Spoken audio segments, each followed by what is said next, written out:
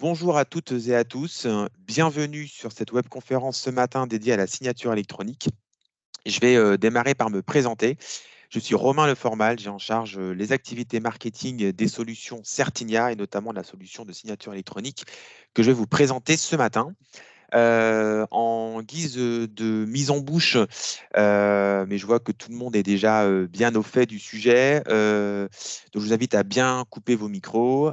Si vous souhaitez intervenir, n'hésitez pas à vous servir du chat de Teams et j'essaierai de répondre au fur et à mesure à vos questions. Et puis, on essaiera de se garder 5 minutes en fin de présentation pour prendre des questions à l'oral et échanger de vive voix ensemble.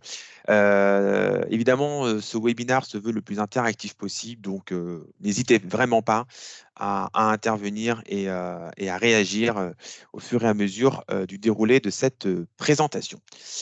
On va parler de signature électronique ce matin et on va ensemble tenter de comprendre non pas pourquoi il faut utiliser la signature électronique. Je crois qu'aujourd'hui, c'est un petit peu un fait, c'est devenu un incontournable aujourd'hui, mais plutôt pourquoi est-ce qu'il faut l'utiliser partout et le plus possible. Et finalement, quelles sont les bonnes raisons de déployer cette signature électronique partout dans votre organisation, quels que soient vos processus, quels que soient vos parcours clients, et quels sont les avantages finalement d'avoir cet outil de signature électronique dans l'ensemble de vos processus et parcours métier.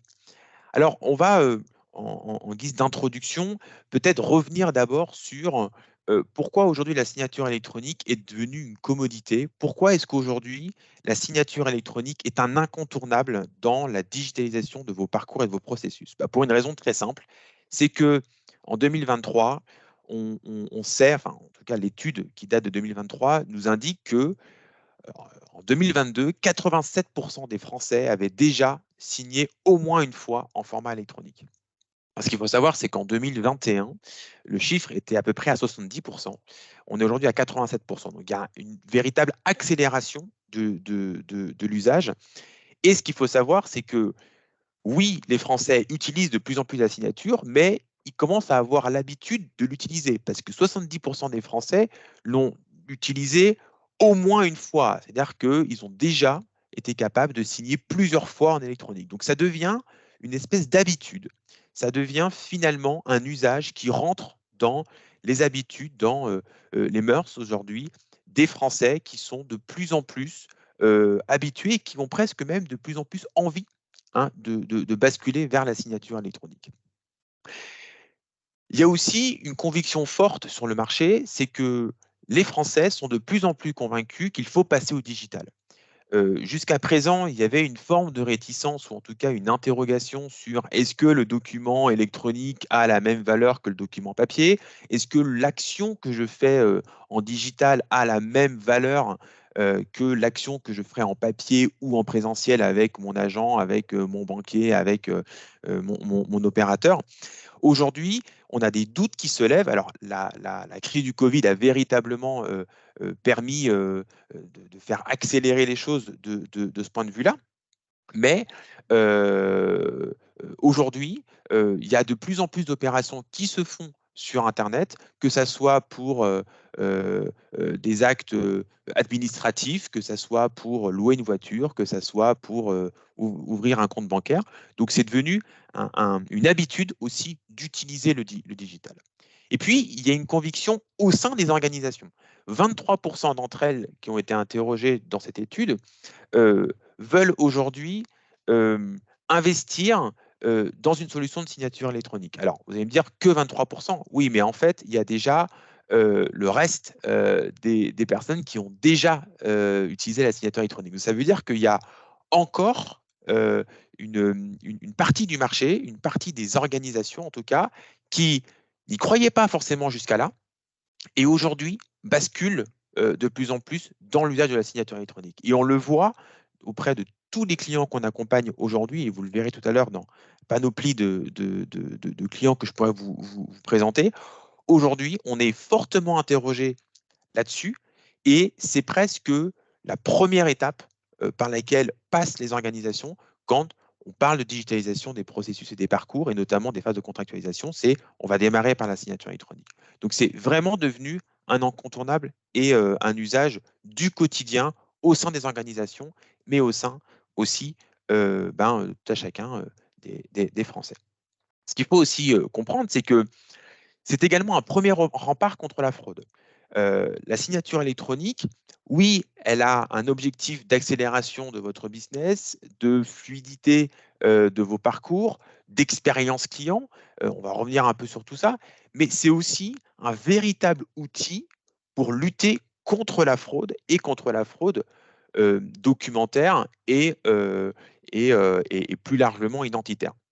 Ce qu'il faut avoir en tête, c'est que aujourd'hui, quand on parle de fraude, on a une accélération des cyberattaques sur le marché et on a aujourd'hui des secteurs d'activité qui sont touchés, qui n'étaient pas forcément touchés il y a encore quelques années. Je pense au domaine de la santé, je pense au domaine de l'éducation, je pense au domaine de l'associatif, par exemple. Et je vous ai mis sur la droite le petit diagramme, ici le petit camembert, des typologies de secteurs qui sont touchés par le ransomware. Alors le ransomware, on est dans une des formes de fraude ou de cyberattaque. Évidemment, ça n'a pas vocation à couvrir le spectre entier de la fraude, mais ça nous donne une petite indication. Et regardez ici l'évolution entre 2021 et 2022.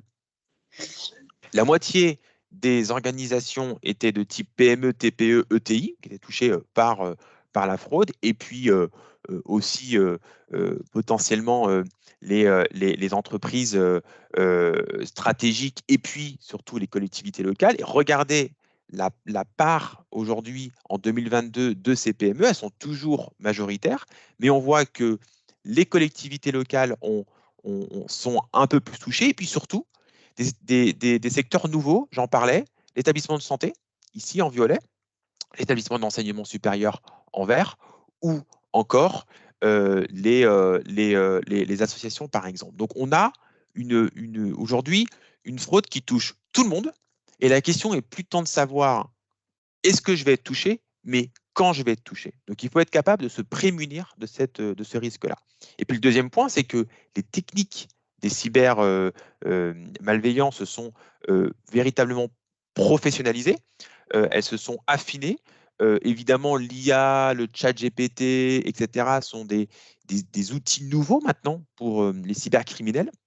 Et donc, il devient de plus en plus difficile de se prémunir de cette fraude-là, en tout cas d'être capable de l'identifier et de se dire, OK, je vais être touché de telle manière. Autant avant, on savait que la fraude à la carte bleue, par exemple, était, ou la fraude même au chèque, parce que le chèque reste encore le moyen de paiement le plus fraudé en France. Donc ça, on le sait. On est capable aujourd'hui de venir sécuriser, ou en tout cas de lever le plus possible les doutes en phase de paiement. Mais il y a des techniques nouvelles avec des techniques pour prendre l'identité d'une personne, créer des vrais faux documents. Par exemple, je vous invite tous à aller sur le site qui s'appelle Carotte Pay avec un K. Et c'est en fait un site qui permet de créer des vraies fausses fiches de paye. Et elles sont tellement bien faites que un outil de contrôle documentaire qui ferait de l'extraction de données et contrôlerait les informations serait incapable d'identifier que c'est un faux document. Donc évidemment, ces techniques, elles se sont affinées, et il faut être capable aujourd'hui de se prémunir cette fraude-là en faisant l'acquisition d'outils, de solutions qui vont le plus possible vous aider à lever le doute. Évidemment, on ne va pas, et nous en tant que tiers de confiance, on n'a pas vocation à vous dire on va vous éviter la fraude à 100%. Par contre, on est en capacité de vous limiter ce risque au travers de nos outils. J'y reviendrai. Et puis, la fraude, ça coûte de l'argent. 54% des entreprises françaises ont été attaquées en 2021. Ça représente en moyenne une perte de chiffre d'affaires de 27%. Et le coût médian d'une cyberattaque est 50 000 euros. D'accord? Donc, évidemment, face à ces données-là et à ces ces pertes sèches de chiffre d'affaires, évidemment, il faut s'interroger et s'interroger sur les bonnes solutions pour pouvoir se prémunir de cette fraude-là. Alors, chez Certinia, on a la conviction que la digitalisation d'un processus ou d'un parcours doit se penser dans sa globalité et qu'à chacune des étapes de ce parcours et de ce processus, il faut réfléchir au risque qui peut exister pour y mettre le bon outil ou le bon service qui va bien. Alors, quelques mots d'abord sur Certinia. Certinia, c'est la marque de confiance numérique du groupe Tessi. Pour ceux qui ne connaîtraient pas le groupe Tessi en quelques mots, nous avons une cinquantaine d'années et nous sommes une entreprise française spécialisée dans l'optimisation et l'externalisation des processus documentaires et métiers. À l'origine, nous sommes ce qu'on appelle un BPO, Business Process Outsourcing. Nous prenons en charge un certain nombre de processus documentaires et métiers pour le compte de nos clients et nous accompagnons cette externalisation et cette optimisation des processus par une couche de technologie qui nous permet à nous ou à nos clients de pouvoir automatiser un certain nombre de choses autour du contrôle documentaire, par exemple, du paiement ou encore, je vais y revenir là, sur la signature électronique. La marque Certinia porte donc l'ensemble de la proposition de valeur du groupe Tessi en matière de confiance numérique. Et notre vocation, c'est de vous apporter les outils et les services qui vont vous permettre de sécuriser chaque étape de vos parcours clients et de vos processus métiers associés. Car le risque, il se situe aussi bien dans la transaction, l'échange, la relation que vous avez en externe avec votre client, votre patient, votre locataire, votre fournisseur, pardon, qu'aussi bien en interne avec vos propres collaborateurs ou vos propres collègues. Car un document qui aurait été signé électroniquement dans un process sécurisé et qui se retrouverait à être échangé par simple mail ou stocké sur un répertoire Windows n'aurait pas de sens car vous mettez là aussi en risque sur le document en question qui porte une valeur juridique importante. Donc, il faut penser cette sécurisation dans une démarche d'ensemble. Et c'est la raison pour laquelle, chez Certinia, on a cette conviction forte qu'à chaque étape du parcours, de la première prise de contact de votre interlocuteur avec votre entreprise jusqu'à une potentielle fin de relation, alors on ne vous le souhaite pas évidemment, mais il peut y avoir aussi des résiliations de la part de vos clients ou simplement une fin de relation avec votre interlocuteur. À chacune de ces étapes, on va venir apporter l'outil qui va permettre d'identifier, d'authentifier, de signer, de fiabiliser, de sécuriser et de garantir la confiance tout au long de ce processus. Il faut ce qu'on appelle chez Certinia désiloter ou éviter la rupture digitale, c'est-à-dire que venir mettre une signature électronique en phase de contractualisation sans avoir fait une phase en amont de récolte ou de collecte numérique des pièces, de contrôle de ces pièces, de contrôle de la véracité, de l'authenticité de ces pièces. Si c'est fait finalement en papier, qu'on repasse par de la numérisation, qu'on signe électroniquement, mais que finalement on rematérialise derrière parce qu'il faut stocker ça dans des parapheurs papier, etc., évidemment, on casse la chaîne de confiance. Et donc, un opérateur de confiance tel que Certinia a vocation à vous accompagner sur l'ensemble de cette dimension. Pour cela, nous disposons de 4 briques de produits et de services clés dans notre gamme de solutions. Une solution de vérification d'identité à distance qui va vous permettre de mobiliser le bon parcours de vérification d'identité en fonction du risque et des enjeux qui vous incombent sur ce processus. Dans certains cas de figure, vous allez avoir simplement besoin d'un contrôle de pièces standard. Dans un autre cas de figure, vous allez avoir besoin d'aller jusqu'à du PVID parce que vous êtes sur des processus réglementé.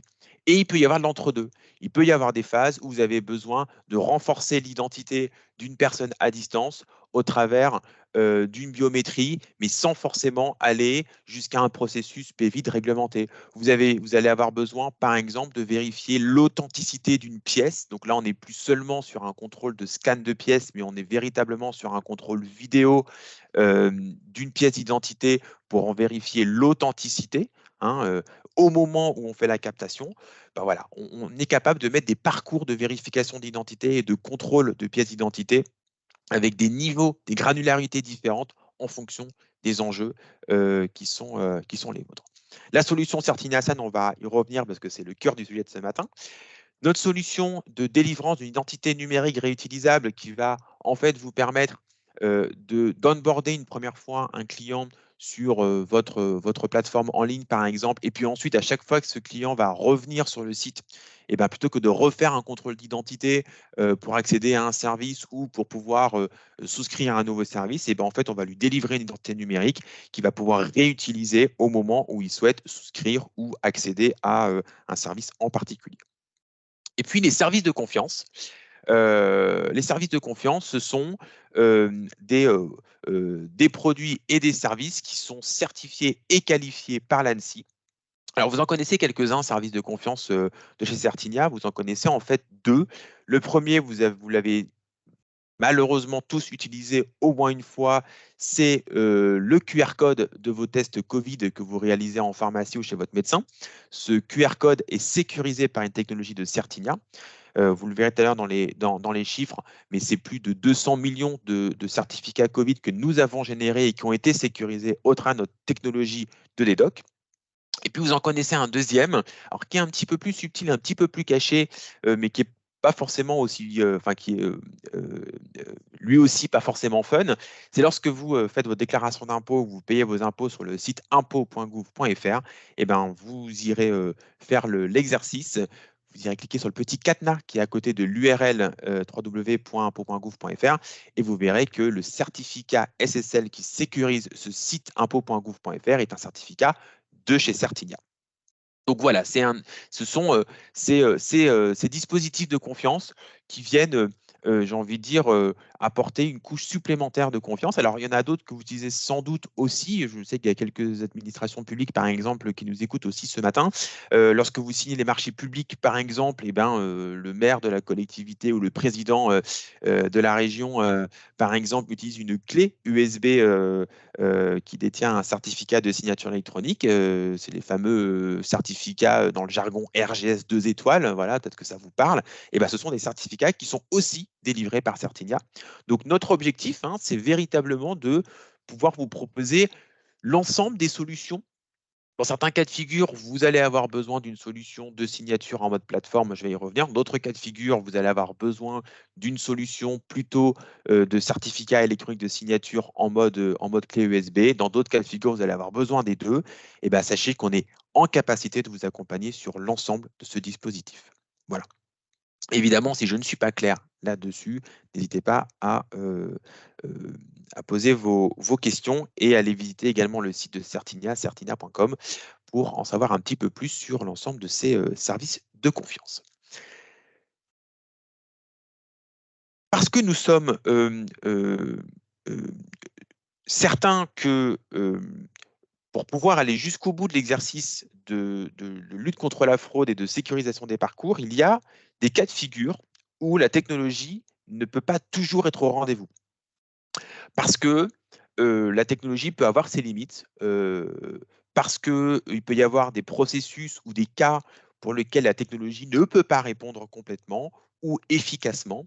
Et puis, il y a des cas de figure où la réglementation impose simplement de ne pas faire que de la technologie. Et là, on pense par exemple au parcours P8. C'est la raison pour laquelle, chez Certinia, nous nous appuyons sur le savoir-faire du groupe Tessi pour pouvoir mettre à disposition aussi des experts, des agents, des opérateurs en back-office pour pouvoir faire les contrôles supplémentaires nécessaires à aller jusqu'au bout du dispositif de levée de doute.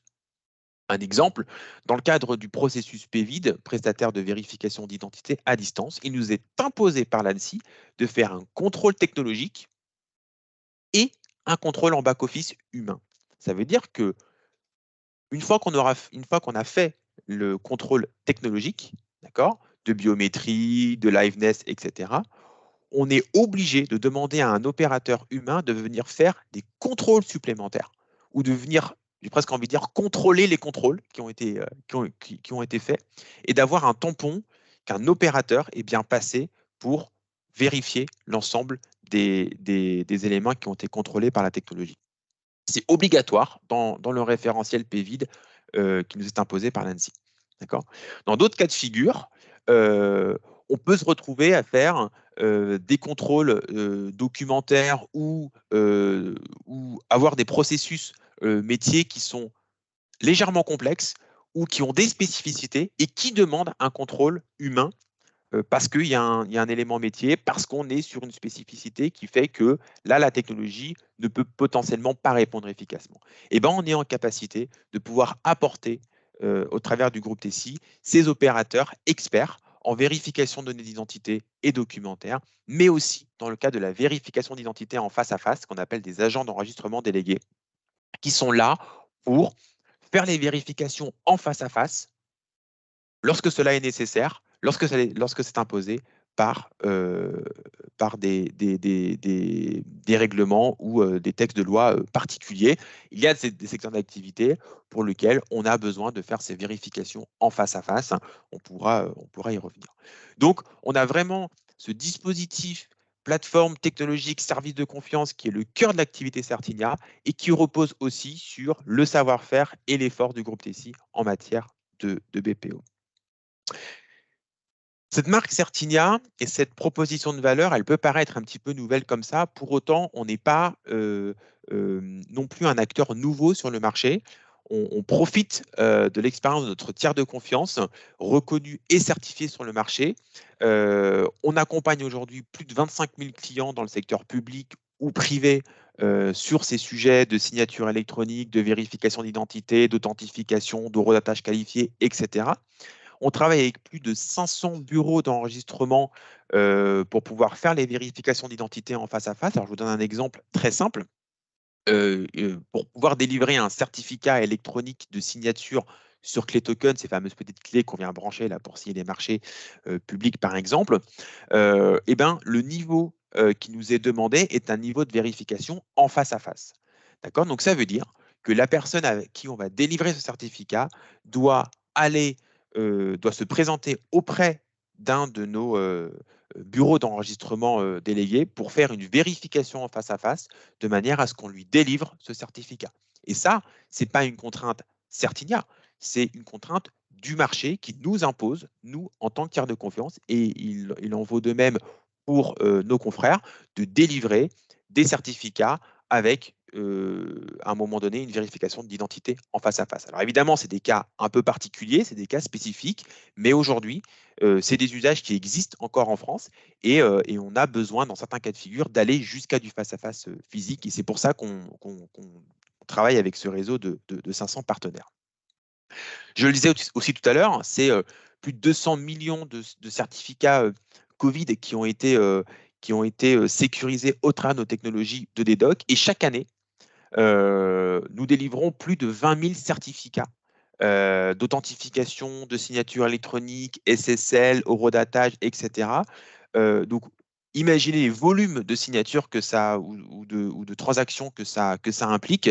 Et donc, évidemment, nous avons les reins solides en tant que tiers de confiance aussi pour pouvoir assurer le delivery en matière de volumétrie et de niveau de transaction. Et c'est aussi des choses sur lesquelles on est regardé en tant que tiers de confiance au niveau de l'ANSSI pour pouvoir détenir l'ensemble de ces certificats. Et puis pour terminer la présentation de Certinia, quelques-unes de nos références que nous accompagnons. On peut citer par exemple donc la PHP dans le cadre des certificats Covid. On peut citer des organismes bancaires, par exemple, dans les phases d'octroi de crédit immobilier, crédit à la consommation ou ouverture de compte.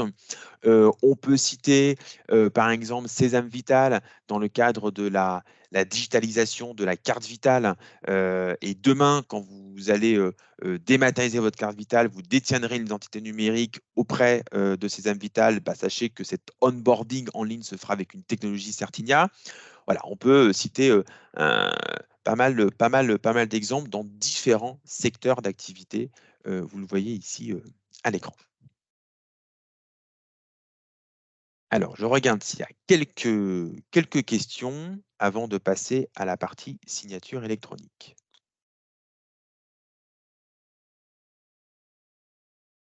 Eh bien, je continue. Passons donc à notre module de signature électronique Certinia Sign. Alors, ce module de signature électronique, hein, notre philosophie, ça a été véritablement de penser cet outil de signature électronique en se disant que demain, c'est un outil qui sera dans les mains de n'importe quelle personne, aussi bien dans des processus B2B que B2C, aussi bien avec des populations qui peuvent être très aguerries au numérique ou d'autres qui peuvent être plus éloignées du numérique, dans un objectif très inclusif et de se dire il ne faut pas qu'on vienne complexifier la signature électronique parce que demain, et même aujourd'hui, c'est un outil qui va être dans les mains de tout à chacun. Donc, on a pensé cet outil de signature, et vous le verrez dans les interfaces, notamment de l'outil, pour que ça soit un outil qui soit le plus facile à utiliser. D'où la petite phrase, un jeu d'enfant avec Certina Sign, parce qu'on a vraiment réfléchi avec les équipes produits à une solution qui soit la plus facilement utilisable, la plus intuitive possible. Certina Sign s'appuie sur 4 caractéristiques importantes. D'abord, un portail web que vous allez voir dans la démonstration qui a pour objectif de vous permettre, vous en tant que client, de disposer de la signature électronique rapidement et de pouvoir euh, la déployer dans vos processus en quelques heures. Le portail de signature électronique, le mode portail, il a vraiment pour objectif de vous mettre à disposition une solution clé en main, standard, avec quelques éléments de paramétrage, évidemment, qui soit capable de s'adapter à vos processus et à votre façon de travailler, d'accord, et qui soit la plus intuitive possible pour pouvoir faciliter l'onboarding aussi bien de vos clients qui vont, alors, derrière le mot client, je ne l'ai pas précisé, mais derrière le mot client, vous imaginez bien un C majuscule à client et vous y mettez patient, locataire, citoyen, etc. Hein, derrière le mot client. Et donc, de permettre à vos clients de très facilement utiliser la signature électronique, de ne pas se poser de questions, mais aussi pour vos propres collaborateurs. Car il ne faut pas qu'il y ait des doutes dans l'utilisation par vos propres collaborateurs qui, demain, vont mettre des documents en signature. Donc, le portail, il a été conçu pour ça. Deuxième caractéristique importante, c'est qu'au travers de notre solution Certina Sign, on couvre les 3 niveaux de signature, simple, avancé, qualifié. Troisième caractéristique, c'est qu'au sein de la solution, nous avons des parcours de signature électronique et je vais même aller plus loin, nous avons des modèles de circuits de signature. Vous le verrez, le modèle de circuit de signature va permettre à votre opérateur de pouvoir mobiliser un circuit qui aura été prédéfini, préparamétré en fonction de l'usage qui lui convient. Un exemple, on a besoin de faire signer une note de frais. J'utilise le modèle note de frais. Je sais que je vais avoir un valideur, un signataire, basta. Et je n'ai pas de questions à me poser sur comment je crée ou je constitue le circuit. J'utilise un modèle. Évidemment, au sein de la solution, on est capable de créer des modèles à la volée, enfin des workflows à la volée. Mais l'idée, c'est vraiment de vous mettre à disposition une solution dans laquelle vous allez pouvoir créer des modèles de circuits de signature que vous allez mettre à disposition de vos opérateurs, de vos agents, de vos collaborateurs, et qu'en quelques minutes, on puisse mobiliser le modèle, insérer le document à signer et faire suivre ce modèle, vous allez voir tout à l'heure. Et puis, c'est également une solution disponible en mode API ou mode batch lorsque vous souhaitez passer l'étape suivante, c'est-à-dire, OK, j'ai utilisé Certina Sign en mode portage, j'en suis convaincu, maintenant je voudrais automatiser les choses. Je voudrais que le contrat de vente il puisse être généré directement depuis mon Salesforce. Je voudrais que mon contrat RH soit généré directement depuis mon SIRH. Je voudrais que la commande puisse être signée depuis mon outil de génération des commandes. Et on peut automatiser comme ça, ou en tout cas intégrer la signature électronique avec notre API ou en mode batch, cela en fonction des volumes de signatures que dont vous avez besoin.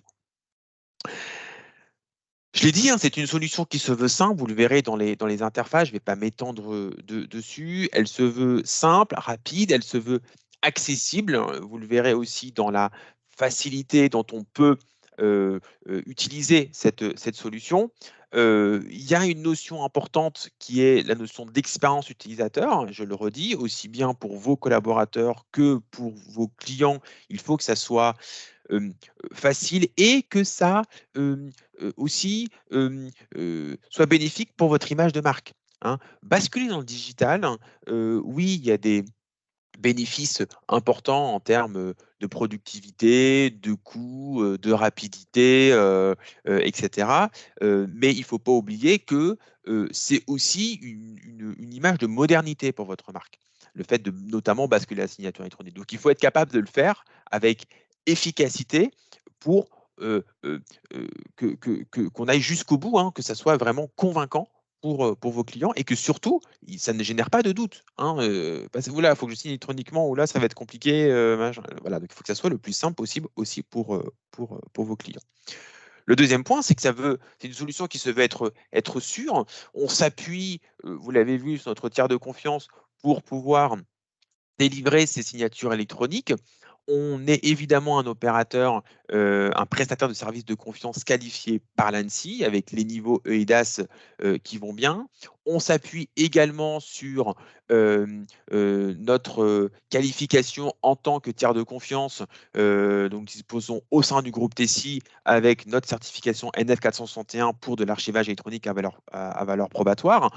On a également un ensemble de certification ISO pour couvrir des processus, des organisations, des méthodologies particulières chez nous qui nous sont imposées par ces certifications, ces qualifications. Et donc, forcément, on vient, dont l'ensemble de l'activité TESI vient profiter.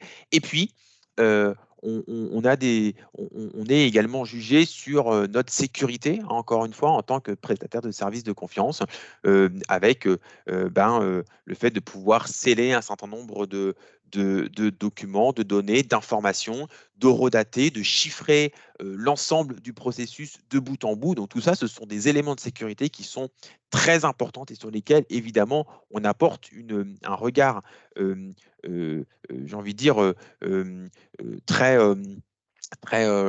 quotidien. Hein. On est vraiment attentif là-dessus pour finalement apporter ces éléments de confiance à nos clients. Et puis, on est un opérateur, un acteur souverain, français. Hein. Alors, à deux titres. D'abord parce que nos infrastructures sont en France, mais aussi parce que nous développons nous-mêmes nos solutions. Nous sommes souverains de nos solutions technologiques et ça aussi, c'est important. Et puis le dernier point, je l'ai un petit peu évoqué, c'est une solution qui se veut être agile.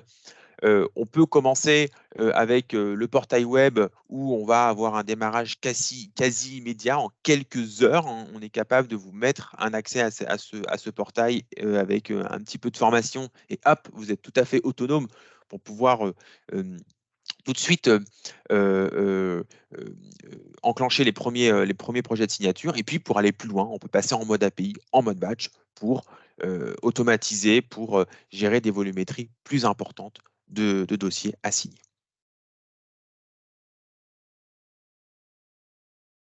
Je terminerai cette phase un petit peu d'explication avant la démo par ce petit schéma que je pourrais aussi vous partager. Finalement, chez Certinia, on pousse vraiment nos clients à réfléchir leur projet de signature électronique au-delà de leurs besoins prioritaires sur un périmètre donné. et on essaye de pousser nos clients à voir un petit peu plus loin pour les aider finalement à faire profiter d'autres services de cette signature électronique. Il y a 5 points clés pour nous dans notre manière d'accompagner nos clients. Un, c'est qu'on invite nos clients à impliquer l'ensemble des acteurs qui peuvent être concernés par la signature électronique. Les acteurs qui pourraient être intéressés par la signature électronique, donc d'autres services, mais aussi bien penser à engager les métiers qui vont être concernés par l'usage de la signature électronique, la DSI, qui va évidemment être clé, pardon, le service juridique, la RSSI, la direction générale. Évidemment, c'est un projet d'entreprise que de mettre la signature électronique au sein d'une organisation, même sur un périmètre donné. Donc, il faut évidemment penser tout de suite à mettre l'ensemble des acteurs autour de la table. Bien penser son projet aussi par rapport aux risques juridiques qui incombent à chaque document qui va être signé, de manière à pouvoir utiliser le bon niveau de signature. Alors, en tant que prestataire de services de confiance, on est force de conseil pour vous accompagner dans le bon niveau de signature électronique à déployer. Pour autant, on n'a pas vocation à vous dire pour tel document, c'est tel niveau de signature électronique, parce que le risque, il vous incombe à vous et pas à nous. Et donc, on ne peut pas simplement vous dire il faut signer avec tel niveau, au risque simplement de vous mettre en risque par rapport à ce choix-là. Donc, c'est évidemment aussi des contraintes qui s'imposent à vous sur des contraintes réglementaires, par exemple, ou dans certains cas de figure, on vous demande de signer avec un niveau simple, avancé ou qualifié. Et donc, c'est simplement la loi aussi qui le dit. Bien réfléchir à l'usage, c'est le troisième point. Par quoi je commence? Est-ce que j'ai tout de suite de la volumétrie, une volonté d'automatiser, ou est-ce que j'ai plutôt un niveau d'urgence de basculer assez vite sur la signature électronique et en fonction de la réponse à ces questions, on va basculer plutôt en mode portail ou en mode API? Il faut bien réfléchir à l'impact que la signature électronique va avoir sur le parcours client.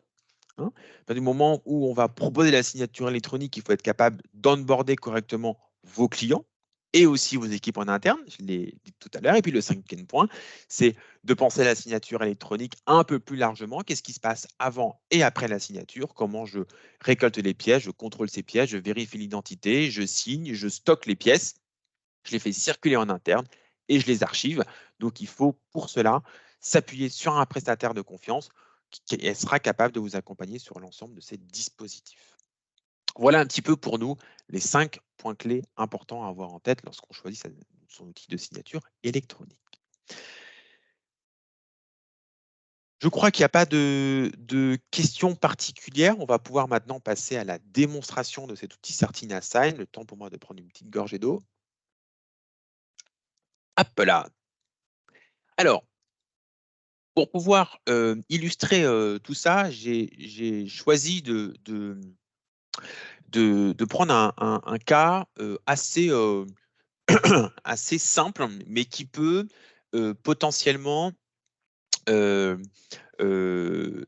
déployer dans plein d'autres types de processus. D'accord? Là, on va prendre la validation et la signature d'un contrat de travail avec un processus où on va euh, demander à une personne de valider le contrat de travail, puis ensuite on va faire signer le nouveau collaborateur et le chargé de RH, et puis ensuite on va envoyer ce document au destinataire, au directeur RH qui va pouvoir enclencher par exemple l'onboarding de ce nouveau collaborateur. D'accord? On est sur un processus ici assez simple. Et je vais donc vous montrer comment est-ce qu'on crée un nouveau projet de signature à partir d'un modèle de workflow. On va dérouler ce workflow et on verra ensuite comment on suit ce projet.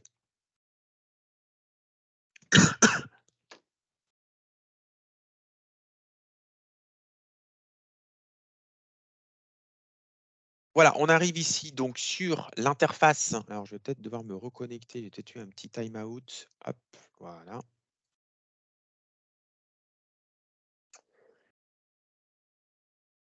On arrive donc ici sur l'interface Certina Sign en mode portail. D'accord? Donc là, il faut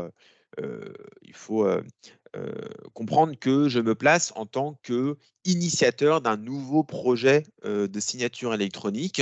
On a validé le recrutement de Ludovic Collab et maintenant, on me demande de mettre en signature ce contrat de travail. Et vous voyez que je peux mobiliser des modèles de workflow que vous avez ici en haut de l'écran.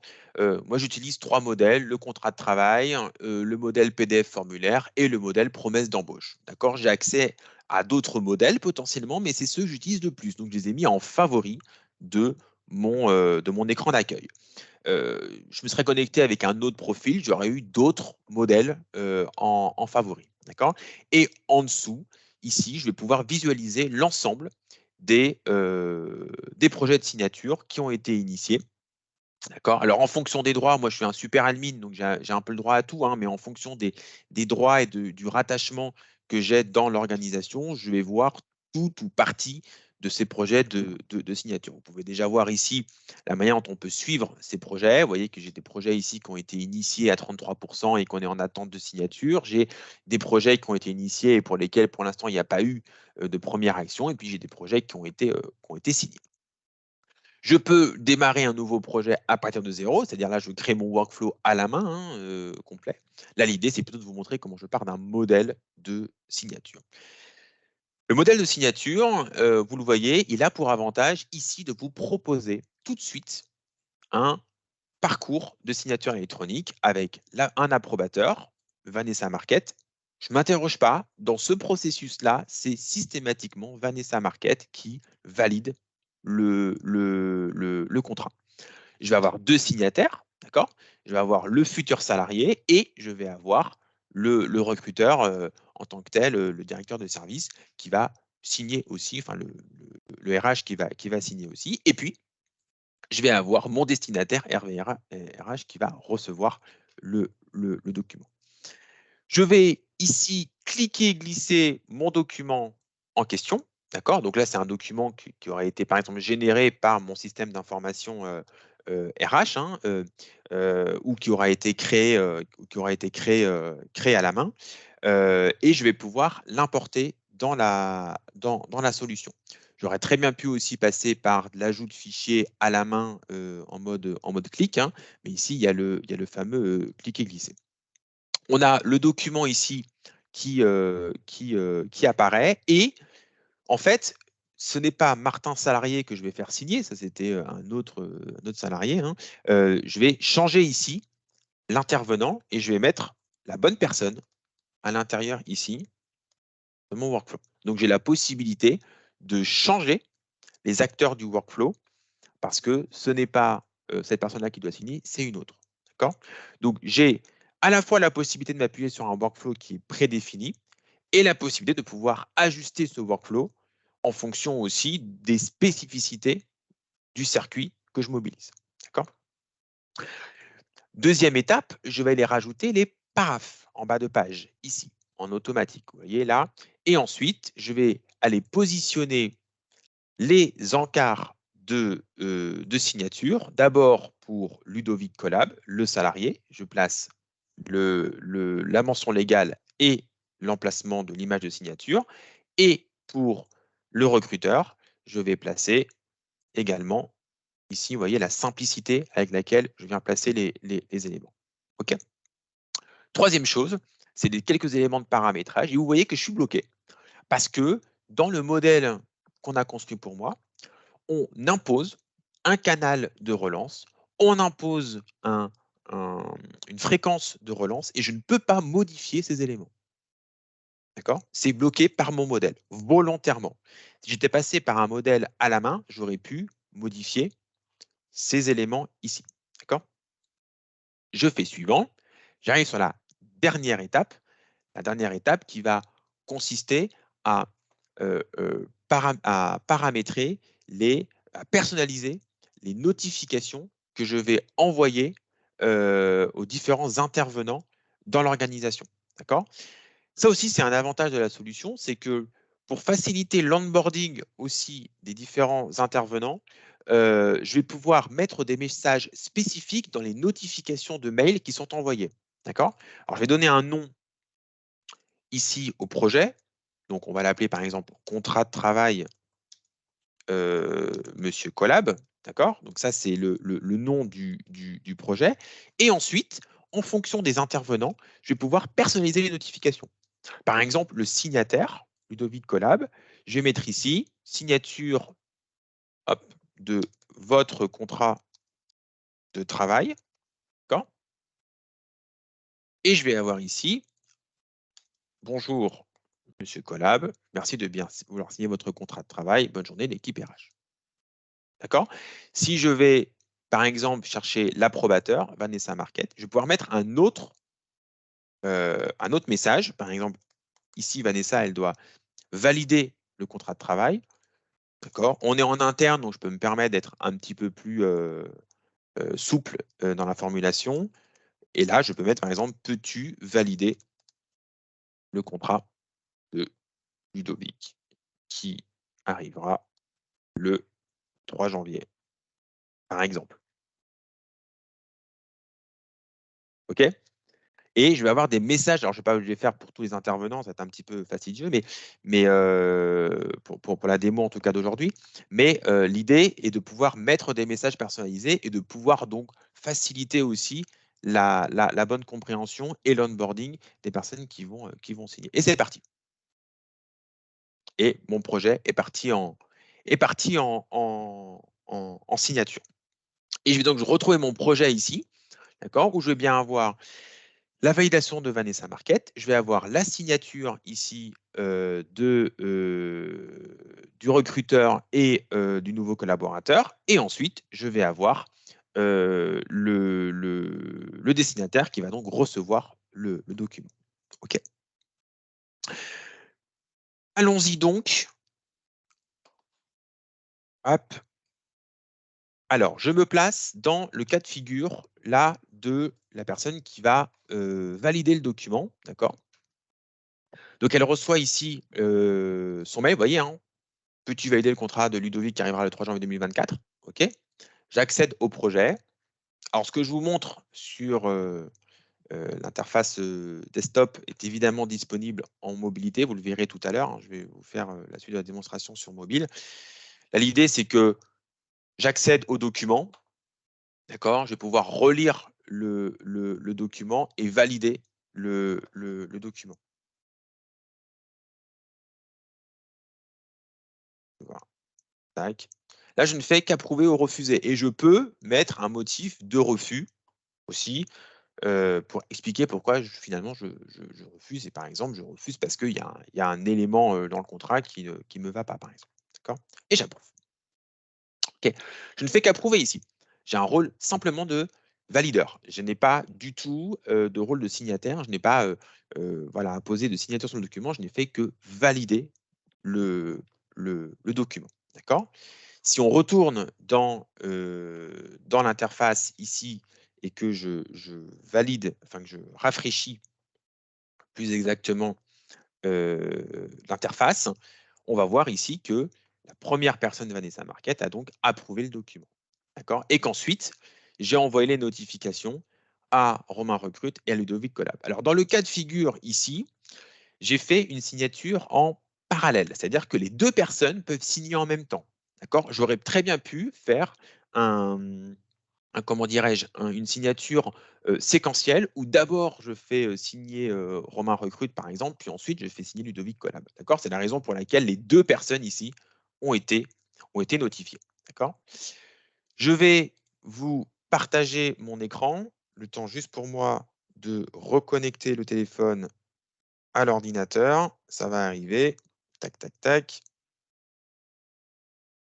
Voilà. Et donc, je passe ici en mobilité et je me mets dans le rôle du nouveau collaborateur qui vient donc de recevoir ici cette notification. Vous voyez, merci de bien vouloir signer votre contrat de travail. OK.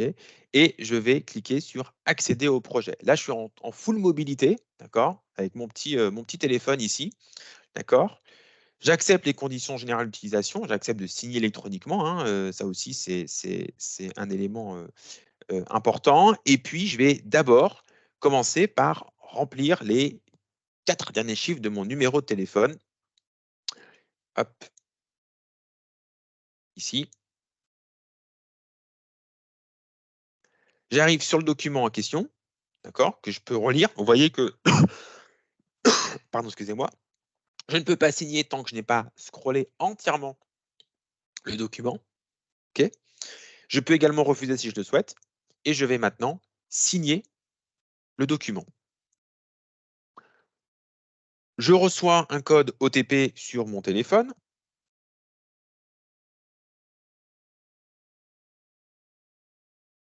Ensuite, on me demande de mettre le lu et approuvé. Alors, vous voyez que si je mets approve, ça ne marche pas, hein, sensible à la casse, si je mets approuvé. Et on me génère une image de signature en automatique. D'accord. Si j'avais une image de signature sur mon téléphone, j'aurais très bien pu aller récupérer, par exemple, une image que je devrais scanner de ma signature. Hein. Okay. Et je fais accepter et signer. Et c'est fini. Voilà. Le nouveau collaborateur a signé le document. Je rafraîchis ici mon parcours de signature, mon suivi. Et on va voir du coup que Ludovic, ici Collab, a signé. À mon tour maintenant de signer. Là, je me mets maintenant dans le rôle de le chargé RH qui doit donc signer le contrat. D'accord? Et en fait, à l'intérieur de la solution Sorting-Assign, j'ai la possibilité de pouvoir signer à l'intérieur de la solution, c'est-à-dire que je ne vais pas faire le processus de passer par le mail. Alors, le mail, je l'ai reçu, hein, je peux vous le montrer, il est juste ici, d'accord? Mais là, je ne vais pas faire le travail de passer par le même système que ce que je vous ai, ce que je vous ai montré juste à l'instant. Je vais vous montrer qu'on peut signer à l'intérieur j'allais dire du parapheur électronique, parce que c'est presque une fonction de parapheur électronique. Et vous voyez que là, je suis dans l'ensemble des projets qui m'ont été assignés, donc l'ensemble des projets que j'ai assignés ou à approuver. D'accord? J'ai 2 projets assignés, d'accord? Je peux les signer individuellement, si je le souhaite. OK? Mais ce qui est le plus intéressant, c'est de pouvoir les signer en mode signature en masse. C'est-à-dire que j'ai 2 contrats, je les connais, j'ai déjà vu le contrat, c'est juste une formalité. Je peux être amené à signer la sélection. D'accord? Donc, je ne fais qu'une seule opération de signature. D'accord? Par contre, je vais bien imposer deux, pardon, c'est pas le bon numéro, excusez-moi. Je vais par contre apposer un certificat sur chacun des documents. Même principe, hein, je peux relire les documents individuellement. Je vais signer ici. Le code OTP que je vais recevoir. Hop.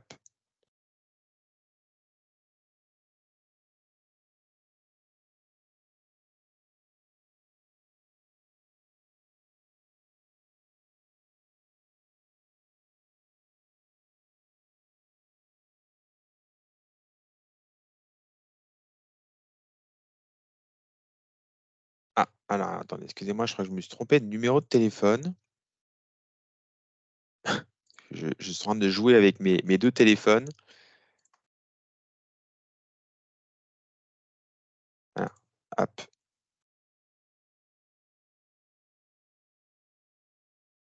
Et donc le principe, hein, c'est pour moi de pouvoir signer à l'intérieur de la solution.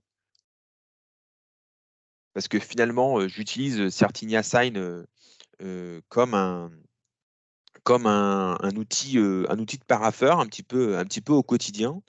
Et donc l'objectif ici, il est de ne pas faire tout le processus. Alors on pourrait faire le même processus que pour le premier signataire, hein, évidemment. Mais je vous montre ici les 2 possibilités de pouvoir signer à l'extérieur de la solution, comme on l'a fait avec le premier signataire, ou de pouvoir signer à l'intérieur de la solution. Et là, je vais retrouver mon contrat. Vous voyez ici que j'ai donc le deuxième signataire qui a donc signé. Il reste maintenant à RVRH, le destinataire. Alors, ça ne veut pas dire que le contrat il est signé, hein, pas de sujet, mais il reste un dernier acteur au destinataire de pouvoir euh, euh, consulter le projet. Donc là, il est juste en mode consultation, hein, d'accord? Donc, il consulte le document, d'accord? Il peut le télécharger au besoin, s'il le souhaite. Et donc, si je reviens sur le projet de signature, on va voir que le projet est passé à 100% et que je peux maintenant télécharger les documents. Alors, je vais vous montrer jusqu'au bout du sujet. Hop, hop, hop. Je vous montre le PDF signé. Le temps juste pour moi de le basculer sur le bon écran pour que vous puissiez le voir. Le voilà.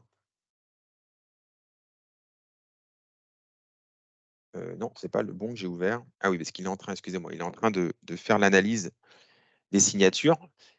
Au moment où PDF ouvre le document signé, hein, il y a des signatures qui sont encapsulées, donc il y a un petit travail de vérification en fait, hein, des certificats à l'intérieur, et notamment si les certificats sont révoqués, de manière à ce que Acrobat Reader puisse dire OK, j'ai bien détecté qu'il y a 2 certificats à l'intérieur. Par contre, c'est des certificats qui potentiellement ne sont plus valables. Je vais essayer de vous retrouver un document.